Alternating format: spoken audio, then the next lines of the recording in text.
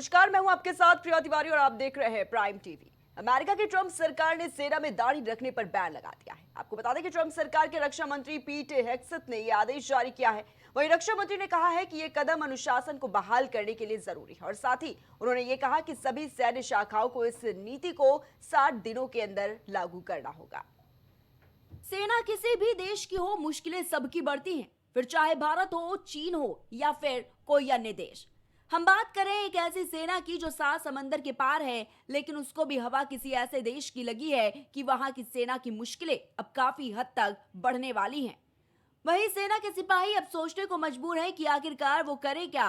सेना की नौकरी से इस्तीफा दे दे या फिर जो सरकार का फैसला है उसको सिर झुकाकर मान ले। बात करें हम ऐसे देश की जो समृद्ध है, इससे कई देश कांपते हैं क्योंकि इसके पास हर तरह से हर प्रकार की तकनीकों से लैस है, फिर चाहे वो आर्थिक तौर पर हो या फिर शस्त्र के तौर पर। इसका कोई भी मुकाबला नहीं कर सकता। जब भी कहीं देश का किसी भी अन्य देश से विवाद होता है या फिर कोई युद्ध होता है तो बीच में ही रह जाता है और फिर मुकाबला दो देशों के बीच नहीं बल्कि पूरी दुनिया के लिए समस्या का कारण बन जाता है। अमेरिका की ट्रंप सरकार ने फौज को लेकर एक ऐसा बड़ा और विवादित फैसला लिया है जिसने देश के सिख समुदाय समेत कई धार्मिक समूहों की चिंता और टेंशन को गहरा कर दिया। अमेरिकी रक्षा मंत्री पीट हेग्सेथ ने 30 सितंबर को एक नया सख्त आदेश जारी किया था जिसके तहत अमेरिकी सेना में सैनिक अब दाढ़ी नहीं रख सकेंगे। यह आदेश साल 2010 से पहले की ग्रूमिंग नीति को वापस लाने जैसा है, जिसमें अधिकांश सैनिकों के लिए दाढ़ी पर पूरी तरह से प्रतिबंध लगा दिया गया है और केवल कुछ विशेष फोर्सेस को ही इस सीमित छूट दी जाएगी। हेग्सेथ ने इस नीति को अनुशासन और युद्ध क्षमता को बढ़ाने के लिए जरूरी बताया। साथ ही उन्होंने साफ शब्दों में कहा है कि सेना में अनुचित व्यक्तिगत अभिव्यक्ति और बेतुके शेविंग प्रोफाइल्स अब बर्दाश्त नहीं किए जाएंगे। पेंटागन के मेमो में यह भी स्पष्ट किया गया है कि सभी सैन्य शाखाओं को इस नए नियम को 60 दिनों के अंदर लागू करना होगा।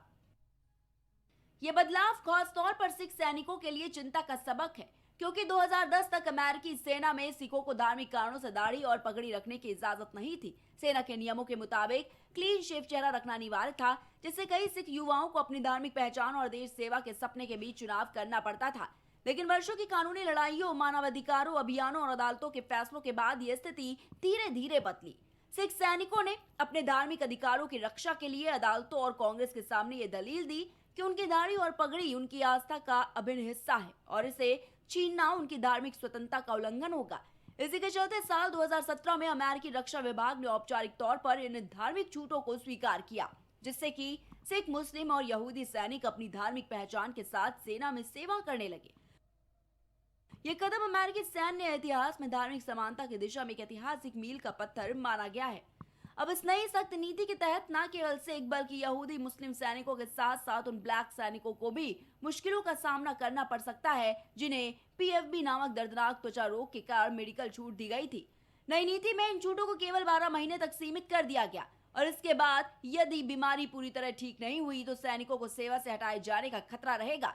इस फैसले के खिलाफ नागरिक अधिकार समूह, पूर्व सैनिक और धार्मिक संगठन सड़कों पर उतर आए हैं और इसे धार्मिक स्वतंत्रता पर बड़ा प्रहार, भेदभावपूर्ण और संवैधानिक बताते हुए एक कड़ा विरोध भी कर रहे हैं।